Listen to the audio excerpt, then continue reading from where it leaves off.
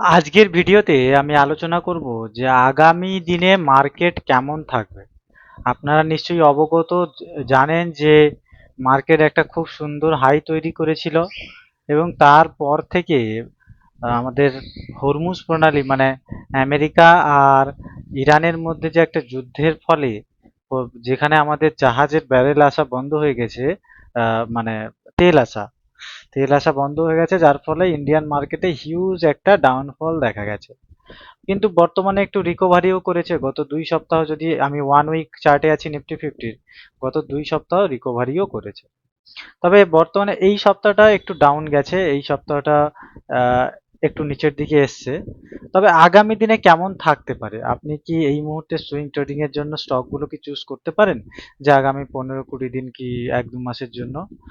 আমার ব্যক্তিগত যেটা মতামত বা যে নিউজ থেকে যেই সব এগুলো পাচ্ছি, যে বর্তমানে সব ঠিকঠাকই আছে, যেই অল্প অল্প করে সবকিছু আসছে যাচ্ছে ওইভাবেই চলবে, এবং আমার মনে হয় এটা দীর্ঘদিন ধরে এইভাবে চলবে। তো এবং প্রত্যেকটা দেশ সেটার অল্টারনেটিভের কথাও ভাবছে। তো যার ফলে ধীরে ধীরে ধীরে ধীরে মার্কেট উঠে যাবে।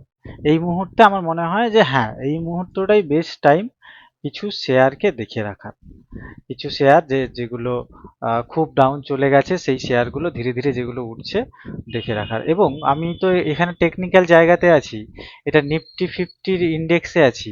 আমি যদি নিফটি মিড ক্যাপে যাই, নিফটি মিড ক্যাপের ইন্ডেক্স, মিড ক্যাপ নিফটি অর্থাৎ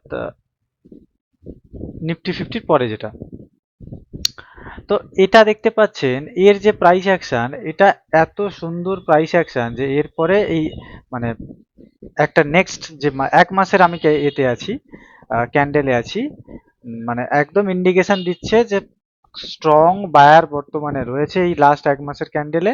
এরপর হিউজ একটা আপ র্যালি দিতে পারে। তো এই জায়গায় একটা পজিটিভ দিক রয়েছে টেকনিক্যাল দিক থেকে। কিন্তু এবারে হঠাৎ যদি কোনো নিউজ আসে, টেকনিক্যাল দিক তো এফেক্টেড হবেই, সেদিকটাও মাথায় রাখতে হবে। কিন্তু আমি সবশেষে বলবো, খুব বড় করব না বিষয়টাকে, যে কি হতে পারে আগামী দিনে। আগামী দিনে এই সময়গুলো হচ্ছে বেস্ট কিছু কিছু শেয়ার কিনে রাখার। যদি আপনি 6 মাস 1 বছরের জন্য কিছু শেয়ার কিনে রাখতে মানে ভাবেন যে আমি 6 মাস 1 বছর রাখতে পারবো, তাহলে এর থেকে ভালো সময় আর হবে না। সেই করোনার সময় মনে আছে যে আরো একটু নিচে যাক, আরো একটু নিচে যাক কিনবো, কিন্তু তারপরে দেখা গেল ধীরে ধীরে মার্কেট সেই রিকভার করে গেল। তো ওই আফসোসগুলো পরে আপনার কি হবে, এই সময়টা হচ্ছে বেস্ট সময় ইনভেস্ট করার।